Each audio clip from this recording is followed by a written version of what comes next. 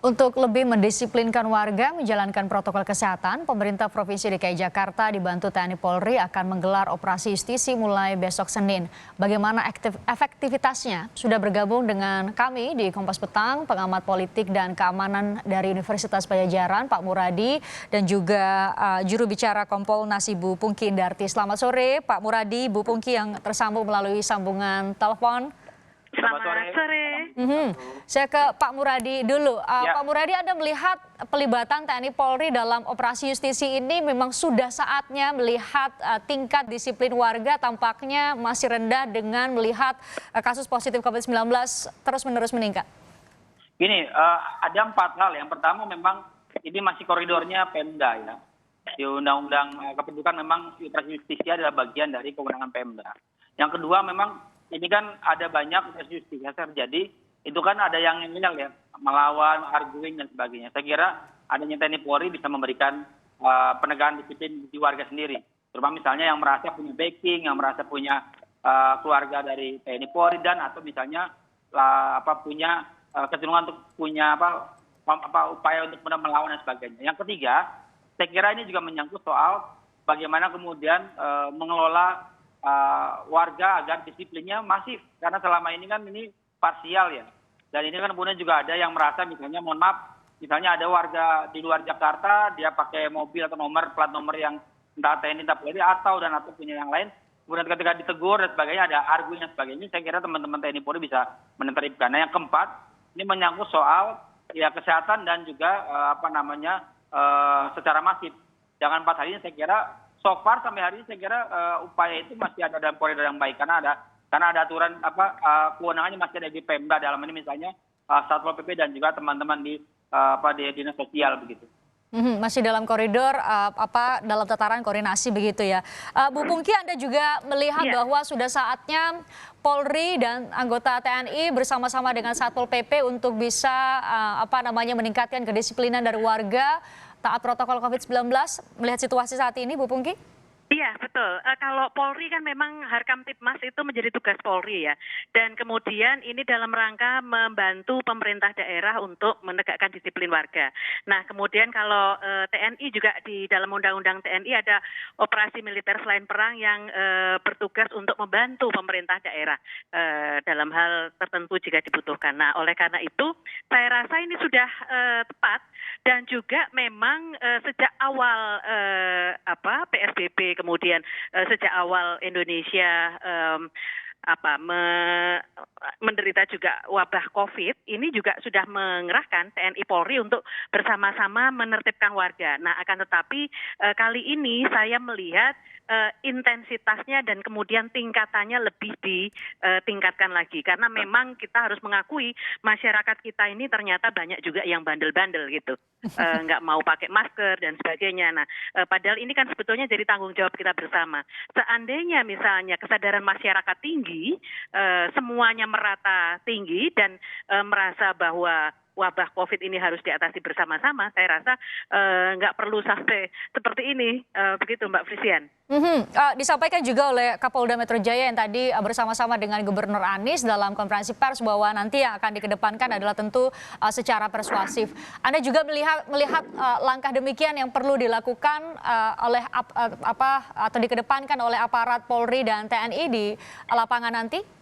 Iya, persuasif itu sangat penting, tetapi kemudian juga perlu ada gregetnya ya, dalam artian begini, ini sudah waktunya dan sudah 6 bulan loh kita ini dengan wabah COVID ini. Oleh karena itu, jika ada warga atau masyarakat yang masih bandel, ini sudah waktunya untuk mulai melakukan tindakan. Nah, tindakannya memang tindakan yang agak lebih keras sedikit, misalnya denda tadi ya, karena kaitannya dengan operasi justisi, kaitannya dengan denda, terus kemudian kaitannya dengan ada sanksi yang lain, misalnya hukuman sosial, menyapu jalan dan sebagainya. Jadi ada tindakan-tindakan yang mesti harus dilakukan agar ada juga rasa kapoknya gitu dari masyarakat. Bu Pungki, semalam di salah satu webinar Menko Polhukam bilang, saya sudah melakukan terobosan hukum, bagian pelibatan TNI Polri itu adalah bagian dari terobosan hukum, silahkan ditangkap supaya bisa menimbulkan efek jera. Nah, kalau ada penangkapan, kekhawatirannya kita tahu ada video yang sempat viral dari India, polisi dalam tanda petik melakukan tindakan yang keras sekali kepada warga di sana yang tidak menggunakan masker. Itu ada kekhawatiran demikian, Bu Pungki? Iya, kan ini ada aturannya ya Mbak ya. Kalau aturannya kan dengan Pergub 88 2020. Nah, oleh karena itu sanksinya juga ada di situ. Nah, mengacu dengan sanksi seperti itu, maka nanti aturannya juga diterapkan atau diimplementasikan sesuai dengan Pergub itu. Nah, rujukannya juga seperti itu. Jadi nggak akan mungkin misalnya dengan kekerasan. Nah, kalau sampai ada kekerasan yang dilakukan oleh oknum aparat, silahkan saja untuk lapor. Misalnya bisa lapor ke Kompolnas atau bisa lapor ke Komnas HAM dan sebagainya selaku pengawas eksternal maupun nanti pengawas internal. Pak Muradi, Anda melihat Ya. hal berbeda apa ya secara dari sudut pandang awam, hal berbeda apa yang bakal terjadi kalau dilibatkan TNI Polri dalam peningkatan pendisiplinan? Toh hari-hari ini juga Satpol PP juga melakukan sweeping, melakukan razia. Anda melihatnya demikian? Iya, jadi tadi yang saya bilang dari awal bahwa publik kita kan memang tidak, kalau saya nyebutnya paling mudah ngeyel ya, kasih tahu dan sebagainya. Karena memang saya kira ini problem sendiri, karena dengan cara begitu mereka merasa bahwa kalau kemudian Satpol PP saja bisa berdebat. Saya ingat sekali waktu Satpol PP berkelahi dengan salah satu oknum masyarakat di Surabaya. Itu mungkin nggak akan kejadian kalau yang menertibkan polisi atau tentara. Itu poin pertama. Jadi ini memang ada perasaan yang agak ada psikologis ya. Itu mereka akan ikut aturan. Karena apa? Karena mereka sudah ada orang yang kemudian membuat mereka jadi jengah juga. Itu yang pertama. Yang kedua, betul bahwa tahapan-tahapan saya kira denda kalau kondisi hari ini ya, misalnya operasi justisia, maka memang di depan ada teman-teman Pemda, teman-teman kemudian KHPP dan sebagainya. Tahapan dendanya pun tadi ada mulai denda sosial, kemudian denda uang dan sebagainya. Nah, kalau kemudian sampai pada level tertentu tidak bisa dilakukan, maka memang undang-undang 16 2018 misalnya soal karena kesehatan juga bisa diaktifkan. Atau misalnya dengan KUHP dan sebagainya. Tapi ranahnya memang itu sangat jauh tahapan-tahapan itu. Jadi saya kira ini terobosan yang menarik walaupun sebenarnya agak telat ya. Saya ingat kenapa? Karena saya bayangkan ini sudah dilakukan di bulan April atau Mei atau Maret, bulan 2-3 bulan yang lalu. Tapi karena kemudian sekarang merasa perlu dilibatkan, saya kira dengan tetap koridor ada di undang-undang pemerintah daerah, maka kemudian teman-teman TNI Polri ada dalam koridor bantuan, bukan sebagai komponen utama yang terkait dengan operasi justisia ini gitu kira-kira. Nah, Anda sendiri bagaimana menjawab kekhawatiran tadi sudah saya sebutkan salah satu contohnya di India, aparat di sana terlampau keras dalam tanda petik ya Pak Muradi? Ya, kan ada levelisasi tadi. Saya kira dalam beberapa kasus pernah juga misalnya kemarin mungkin 3-4 bulan yang lalu ada di Papua gitu ya. Terjadi misalnya mereka disuruh bubar, tidak mau bubar, dan akhirnya kemudian terjadi misalnya kejengkelan aparat keamanan. Saya kira tahapan itu nggak akan lebih dari bisa tindak pidana ringan. Ya. Tidak perlu misalnya kemudian pada level ditangkap dan sebagainya. Kecuali memang nanti Pak Anies ataupun pemerintah pusat itu mengusulkan darurat sipil. Kalau darurat sipil itu kemudian hukuman badannya tidak sebatas hukuman badan, tapi juga ada hukuman-hukuman yang lain. Artinya maksud saya, karena ini koridornya masih koridor di pemerintah daerah, maka posisi TNI Polri hanya sebagai bagian dari pendukung. Nah, ketika pendukung yang akan diutamakan adalah peraturan gubernur atau daerah yang memang berkaitan dengan itu gitu kira. Jadi sifatnya asistensi berkoordinasi dengan dengan Satpol PP begitu ya, karena dasar hukumnya adalah Pergub. Bu Pungki, Pak Wakapolri juga sempat menyampaikan bahwa selain melibatkan anggota TNI Polri tentunya berkoordinasi, juga diajak tokoh-tokoh masyarakat, ada juga preman-preman yang dijaga untuk sama-sama diberi rompi, kami dapat visualnya, untuk menjadi semacam relawan yang mengingatkan sesamanya untuk pakai masker. Anda melihat ini juga cara lain yang bisa digunakan untuk bisa meningkatkan kedisiplinan dari masyarakat? Iya, betul. Jadi masyarakat Indonesia ini kan masyarakat yang paternalistik ya. Jadi melihat ketokohan, melihat orang-orang yang berpengaruh gitu. Nah, saya melihat ini akan sangat efektif jika polisi atau pemerintah daerah mengajak orang-orang atau tokoh-tokoh yang berpengaruh pada masyarakat sekitarnya untuk memberikan contoh, memberikan teladan setidaknya misalnya bagaimana mereka menggunakan masker dalam kehidupan sehari-hari, kemudian mencuci tangan dan kemudian melakukan kehidupan-kehidupan yang lebih sehat dan sebagainya. Nah, ini membutuhkan contoh masyarakat kita. Dengan adanya contoh itu, maka bisa diharapkan efek dominonya ini jadi lebih besar gitu. Dan kita juga melihat semuanya bisa diajak serta, dan karena ini memang tanggung jawab kita semua ya, bukan hanya tanggung jawab pemerintah. Nah, oleh karena itu kesadaran itu perlu dipupuk secara bersama. Saya melihatnya seperti itu, Mbak. Bu Pungki, ini labeling, tapi saya harus tanyakan, pelibatan preman mereka yang kita sebut preman itu menurut Anda juga pentingkah dilakukan saat ini? Iya, mereka kan juga ini ya, penguasa informal misalnya di satu wilayah. Katakan misalnya di wilayah pasar atau di wilayah terminal ataupun stasiun gitu ya.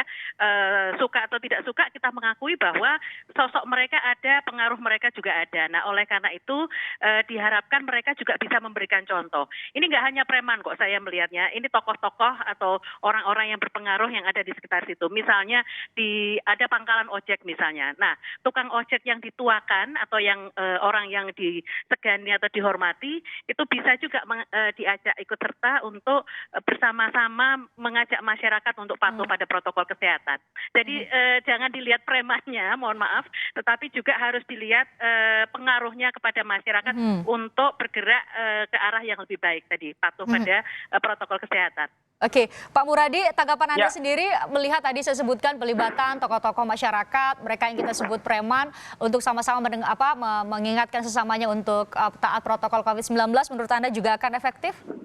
Ya, karena begini, kita harus ingat bahwa Babinsa, Babin Kaptimas, kemudian juga Danramil, Polsek dan sebagainya, saya kira mereka ada dalam pembinaan. Misalnya di polisi, mungkin nanti Mbak Pungki bisa menjelaskan kalau ada komuniti policing ya, perpolisian masyarakat itu kan memang dia membina juga tokoh masyarakat. Ini Babinsa juga, dia juga membina tukang ojek, membina misalnya tadi tokoh-tokoh informal yang kemudian ada di pasar, ada di tempat keramaian dan sebagainya. Saya kira itu bisa dimanfaatkan selama kemudian garisnya jelas. Mereka hanya menghimbau, tidak kemudian melakukan legitimasi kekerasan misalnya.